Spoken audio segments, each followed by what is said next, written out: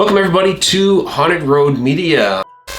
I'm author and ghost historian Mike Ricksecker. With me today is psychic medium Nicole Guillaume from the Guiding Echoes channel. Happy to have her here with me today. And Nicole is going to be showing me her favorite spread on tarot cards, kind of teaching me a little bit about tarot. I do have my own deck, use it from time to time. I'm still learning, but Nicole has been doing tarot for quite some time, so I'm happy to get some of her knowledge here.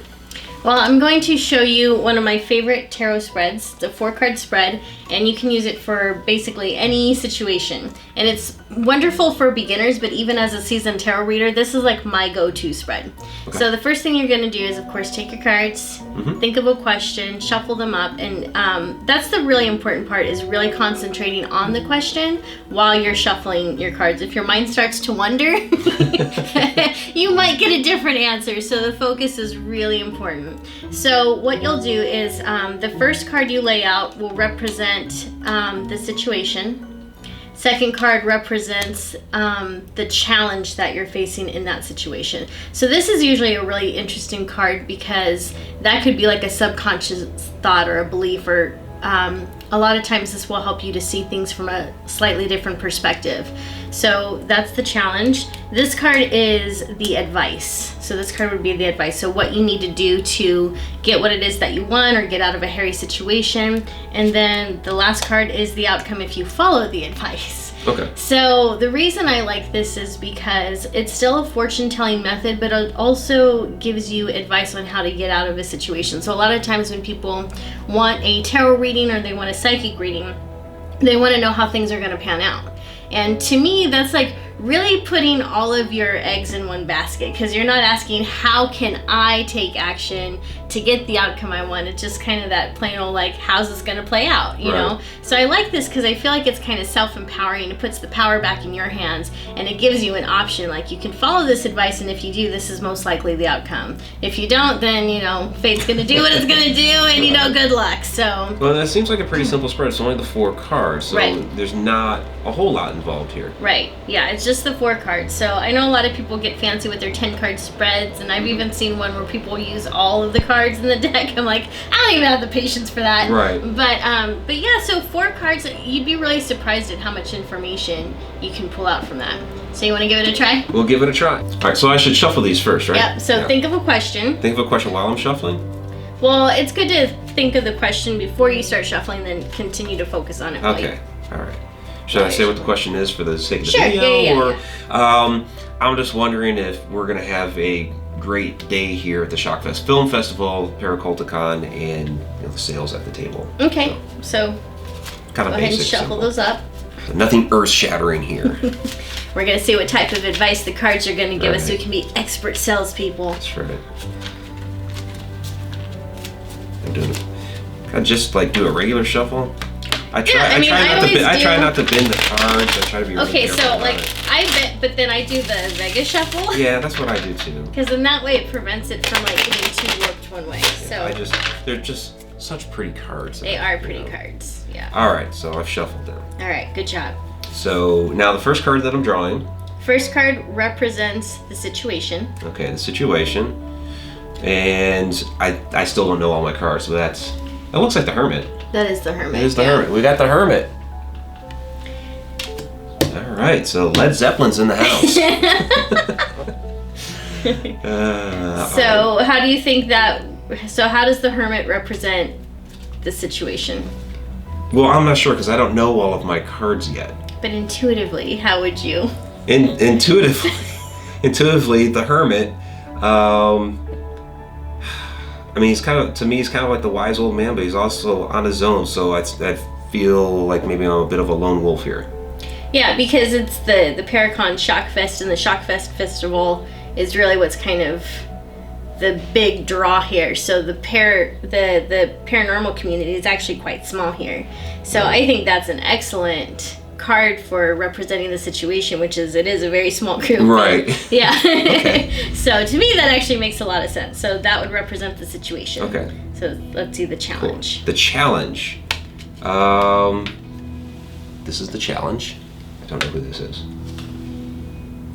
I don't know. Oh, it's the King of Swords. King of Swords. Took me a while. Okay. And what does the King of Swords represent? I mean, he seems very authoritative. He's got the nice sword.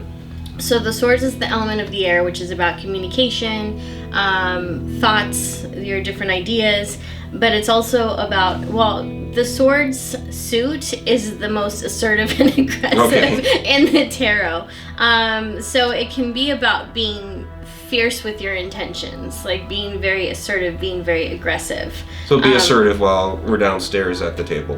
Which we have been. Right. Talking to random people as they're walking by. So the challenge is maybe, I don't know, that's interesting, because the King of Swords also represents a person. So that's someone who's very decisive, very authoritative in a good way. If he's in reverse, it's not a good way.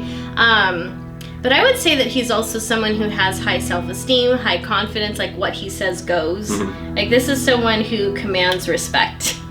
Okay. So it's interesting as a challenge because, again, with us being like one of the smaller part of this festival, I don't really think that we have the energy of the King of Swords because we are smaller. So I feel like both the situation and the challenge are the same. Does that make sense? Yeah, it makes sense. And to me, it kind of calls out that to try to strive to be assertive like him, because of the fact that it's geared more toward the film festival rather than the paranormal, even though we do have some paranormal people here today, that we'll just have to work extra harder to try to make sales or to even reach out to people and make them aware, like you getting everybody to sign up for the newsletter. So the next card is the advice. The advice. And this is the advice. I'm not sure who this is. Is that the chalice? No. Is that just the death card? No. Oh, is that the pentacles? I don't know your deck. That's the pentacles, yes. Okay, so 6 of pentacles. I was looking at here, but those are scales. It's not a chalice. So he has scales on the tombstone. He's remembering. Okay, so so when I look at this is, well, you work directly with ghosts and paranormal. Right, exactly. So the advice is probably just like talk about that stuff. Talk about the ghosts, yeah. Because we really haven't been. Like now that I think about, because people who come to shock horror film, they're into horror films, and that would be there's a lot of ghosts in horror films. So I don't know why we haven't been talking about ghosts. We have not been talking about ghost stories. Not enough. Yeah. So we need to really be hyping that up more. Now that it came up in the card, I'm like, oh, that's obvious. Why haven't we been doing that? So, yeah. So I would say the advice is talk about that more. Although that's an interesting card because the guy like holding on to the tombstone is interesting. But anyways, what stood out to me is the ghosts. Yeah, the ghosts stand out. But he's remembering his past. Yeah. So maybe make sure to talk about some of my, when I do my shadow person presentation, I'll be talking about some of my past stories. And people relate to the stories that you tell. He's also not willing to let go. Yeah. So that's interesting. He's holding on to the tombstone like he doesn't want to let go. So it's like, maybe there's a method you're using when you need to let go of? Maybe. Like, not telling people about your email newsletter? Maybe you need to tell them about that a little bit more? Maybe. All right. So the last card is the outcome if you follow this advice. Follow this advice. This is the outcome. Yes. And that is 9 of Pentacles. So 9 of Pentacles is usually, even in this one, so if we look at this card, because when I read tarot, I look at the pictures, so I don't usually just go by keywords. But she's surrounded by like fairies and all these good things. So this is kind of like the "look at me, I did it" card. So this tells us, I think you'll get an element of success. Maybe it's not going to quite go the way that you hoped it would or wanted it to, but it looks like it still goes pretty good. So you get the attention, you feel accomplished. So yeah, looks good. Awesome. Do you have any questions? It's pretty straightforward. It is, pretty simple spread. The outcome seems pretty good if we follow the advice. So, looking forward to see what happens today if we follow this. So, So as a follow-up to this, I think what I also learned is how important it is to know your cards. So before you start playing with tarot spreads, I know. It's probably a good idea to know your cards. Usually what I end up doing is I'll throw them down on the table, and then like I have a little app on my phone that I start looking up what all the different cards are. So, but I recognize the Hermit, and that's just, Right. The loner guy. Led Zeppelin. The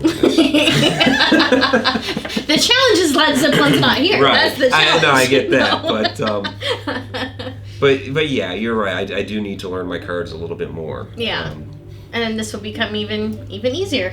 Yeah, absolutely. Awesome. All right. So, thank you very much, Nicole. My and pleasure. Where can everybody find you at? They can find me at guidingechoes.com, and then also have a YouTube channel here, youtube.com/guidingechoes. So check it out. Check it out. And we also have a full Edge of the Rabbit Hole interview with Nicole Guillaume, which you can check out. I'm going to put it here on the side. You can go ahead and watch that interview as well. So, until next time.